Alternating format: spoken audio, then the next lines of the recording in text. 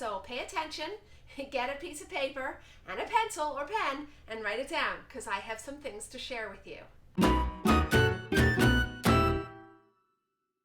You're not stupid. You know what healthy food is. You know that an apple is better for you than a chocolate bar, right? And I'm not stupid either. I know that if I tell you right now that you can't have a chocolate bar anymore, that's simply just not going to happen. You're going to tell me to go to hell, because you don't need to sacrifice everything that you love in order to lose weight. The idea isn't giving up things that you love to eat that maybe aren't so healthy for you. You have the majority, 80 to 90% of the time, you are choosing healthy foods that are going to nourish your body and are lower calorie and leaner and wholesome and whole food. And then you also have the opportunity to incorporate some things that you do love. Like me, I'm a cookie monster. I love homemade chocolate chip cookies. And while the recipe I use is very healthy and it's actually nourishing, it's still sugar and fat and things like that I'm putting into my body, and I still have to practice control. I can't eat a dozen cookies every day. That's where the balance comes into, right? So the majority of your day should be healthy foods, but you don't have to deny and sacrifice yourself of everything. Why? Because it's not sustainable. You will only be able to do that for so long, where you start to feel like you're being denied and you're not enjoying it. For people who like to have a glass of wine on a Friday night, okay, have a glass of wine on a Friday night. It's not that big of a deal. It's only a big deal if you're drinking a bottle of wine every day. It's all about balance and making sure that most of your choices are healthy, right? Now that we have that settled, let's move on. So let's talk more about junk food. I mentioned that I have a healthy cookie recipe, and I do. It's made with sprouted organic flour, milled actually in Chilliwack, BC. It has real eggs, like whole, fresh, organic eggs, real butter, organic coconut palm sugar, and I use organic chocolate chips as well. I speak about organic because I believe that there are lots of organic foods out there that are healthier for us than non-organic. I know there's a debate over that, but I am pro-organic based on majority of the stuff that I'm reading. Anyway, I believe that you can make your own healthy junk food and that it is better for you than what you buy at the store. If you take my healthy cookie recipe and you compare it to Tim Hortons cookie recipe, it's not even the same. My healthy cookie recipe actually has some nutrients in it that nourish my body, like vitamins and minerals that nourish my body. It's also lower calorie, it's lower in sugar, lower in salt, and lower in fat compared to the Tim Hortons. It's probably around 3 or 4 times more calorie, fat, salt, sugar, all that kind of stuff. You can't even compare them. My cookie is about 70 calories, I think, when I entered it into my nutrition database, whereas Tim Hortons is around 300. Now, it's not just about calories, it's about what makes up the calories. You can make your own homemade junk food, and there is a ton of recipes on the internet. You can make your own homemade cotton candy, ice cream. I just made a homemade pecan pie that is completely nourishing. You try exploring that. I know it's time consuming. It means you have to be in the kitchen more, but that's another issue right there. We need to get back to loving time in the kitchen and making it fun and enjoyable. Put some music on, grab a glass of wine or maybe some fizzy water or something like that. Get the family involved and make it a fun time. Anyway, that's a whole nother topic there, but just take your junk food and evolve it. Make it that it's healthy for you and it's not contributing to weight gain on the scale it would be if you were choosing commercially made fast food and all that other crap that's out there. Now, let's move on to the next part. Stop starving yourself. Why do people think they have to starve themselves when they go on a diet? First of all, it's not a diet. It's a lifestyle change. Do a food diary. Look at what's going on and then change some stuff. If you start depleting your body of the energy that it needs, it goes into self-defense. Let alone, who wants to starve themselves? Like, do you not enjoy eating? Yeah, I love to eat. The key is not to starve yourself, but to find healthy food that tastes good, that gives you that satisfaction, that makes you feel like you're not sacrificing everything and you're not denying yourself all the time. You're not on a diet, you're just changing your choices to be better choices that will give you better results. Let's move on to the next topic. Eat frequently. Those who go all day without eating are setting themselves up for failure, and here's why. You get up in the morning, you just fasted all night long. What do? You get up and you grab a cup of coffee and you go out the door and you go to work, so you don't have breakfast. You get to work and you dive right into work right off the bat. You're so busy that your mid-morning snack time comes along and you skip it. Next thing, lunch is there, drive through Tim Hortons, donuts and a coffee. Whatever it is, you're not really eating that great of a meal. You're skipping your mid-afternoon snack, and then you come home and you're starved out of your mind. You start just grabbing the chips and you're grabbing the ice cream and you're snacking on stuff before you start making supper, and then maybe you're making supper and you're eating everything while you're making supper, and then you eat your supper and then you have dessert after that, and it just goes on and on and on. So all of your calories that you end up eating are at night. So you're craving things more because you allowed yourself to get hungry. You're more likely to make bad choices. You're more likely to just say screw it all because you might be brain dead because of no energy and not feeding your body all day, and you're calling local pizza joint to deliver a pizza to your house. If you're starving yourself all day long, you're setting yourself up for failure, plain and simple. And if this is something that you're doing on a regular basis right now and you're overweight, then you gotta think, if you're doing the same thing all the time and getting the same results, then you need to change stuff. If you're overweight and you're always skipping breakfast, you might want to try having breakfast and see what that does for you. Stop starving yourself all day long. Eat frequently, several times throughout the day. Make those choices healthy most of the time, and don't be scared of allowing yourself a cookie or something like that once in a while. Now, we're going to move on to the next section. What is a healthy breakfast? Well, it's certainly not Kellogg's, Pop-Tarts, and it's not cereals, all those commercial cereals that you see out there. That whole cereal aisle, don't even walk down it. It's just crap. Fortified cardboard in a box is what I call it. I like this.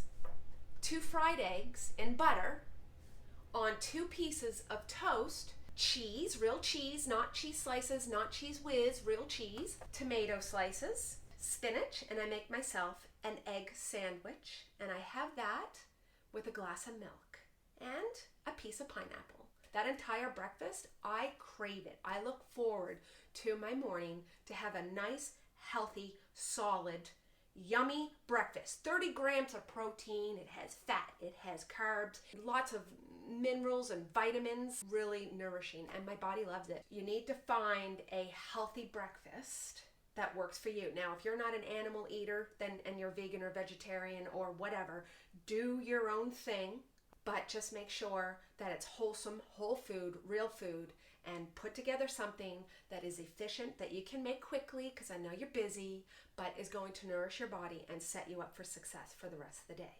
Moving on. Studies show that if you eat protein on a regular basis and in larger amounts in the run of a day, that you are more likely to lose weight. I'm not talking about 70 grams of protein at every meal. I'm just talking about wholesome, whole food sources of protein being added into your diet. For my breakfast, for example, that I talked about, the 2 eggs, we're looking at about 6 grams of protein per egg. 2 pieces of the sprouted grain bread, that's 7 grams in each slice. So there's 14 and 12. So now we're at 29 grams of protein. I have the plant protein from the spinach and the tomato, my glass of milk. I'm looking at around, 30 to 35 grams of protein. I have lots of protein sources there. I'm getting a good whopping amount of protein in my breakfast every morning. When I have snacks, it could be something like pistachios. So there's a protein source again. Yogurt, there's another protein snack. Lean meats for supper, you can have chicken, steak, seafood. If you're vegetarian or vegan, you can have like quinoa, chia seeds, oats. There's all kinds of plant sources. There's no lack of protein sources out there. Educate yourself on what is healthy sources of protein and add them into your diet. Next topic. Eat the majority of your calories in the first half of the day, not in the last. When I do meal plans for my clients, many of them get the 70-30 rule. 70% of your calories in the earlier part of the day, 30% of your calories in the latter half of the day. I've been coaching people to lose weight for 20 years, and I've helped thousands of people. And when people follow that 70-30 rule, the majority of them, 9 times out of 10, they lose weight on it. And it's easy to manage, and it helps reduce cravings. Next section. I talked about all this frequent eating and eating breakfast and a healthy lunch and all this, all this stuff. So it sounds like you need to eat all the time. Every now and then it's okay to skip a meal. If something's happening, it's not the end of the world. There's actually studies that show that intermittent fasting can help you lose weight. What that is at night, like let's say 7 o'clock, you stop eating and you don't eat anything for the rest of the night, and then the next morning you get up and you don't eat as well. And you go until noon, and then that's when you eat. You have a period of like 16 hours where you don't eat.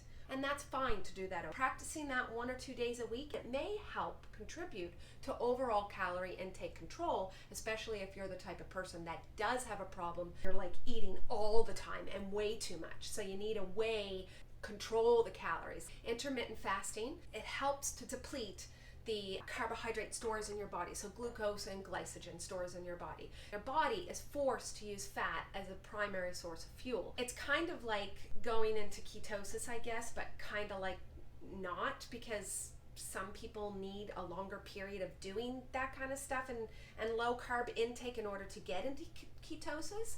But it's also a great way to like keep things in check each week. It's a personal choice, and everybody's body reacts differently to it, and you might have to try it a few times before it actually feels good, because I have some clients that when they try it, they're like, no way am I ever doing that again, it was miserable. And then I have some other clients that are like, okay, it was miserable the first time, but not like crazy bad, and they're going to try it again, and then they become adapted to it because their bodies are adapting, right? So it gets easier. Explore that and figure it out for yourself. Finally, our last topic. One word: sustainability. Whatever change you make, you have to ask yourself, do I like it? Is it giving me the results I want? And can I sustain it for the rest of my life? When people come to me and they say, I'm going to go on isogenics, I'm like, okay, go on isogenics, enjoy. Do you plan to drink that for the rest of your life?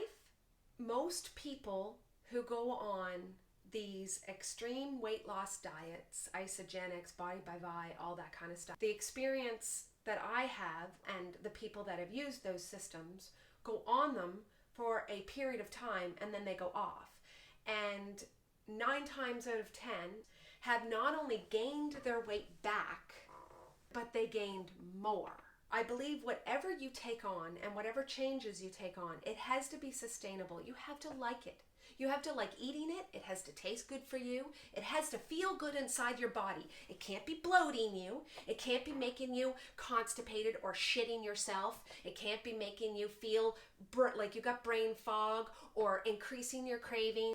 You need to feel good and you need to have results. So whatever you're doing has to actually contribute to your weight loss. Right? You need to see the scales go down. You need to see your body composition changing. You're getting more lean. You're losing more fat mass, right? You need to see those kinds of results, and it needs to be sustainable. You need to be able to say, do I like apples enough to eat them for the rest of my life? If the answer is yes, good, okay. If you say no, then it's a do not eat food. Just because it's an apple doesn't mean it's good for you. If you hate them and you're eating them just because they're deemed as healthy, you're not going to hang on to that kind of diet.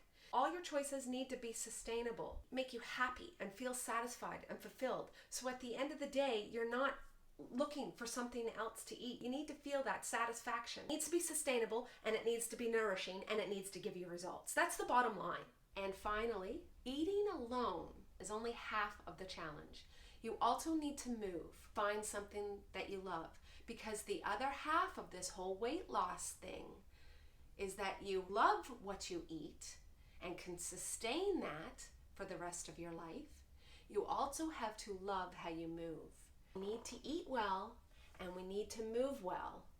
Those things need to come together to create the whole package. That's pretty much it. That's a lot of information to absorb. This is a long video, I know, but if you've made it this far, good for you, because it is great information to have. You can start with the things that I've mentioned in this video. One thing at a time. I don't recommend changing everything at once, just one thing at a time, and go for the stuff that is the easiest.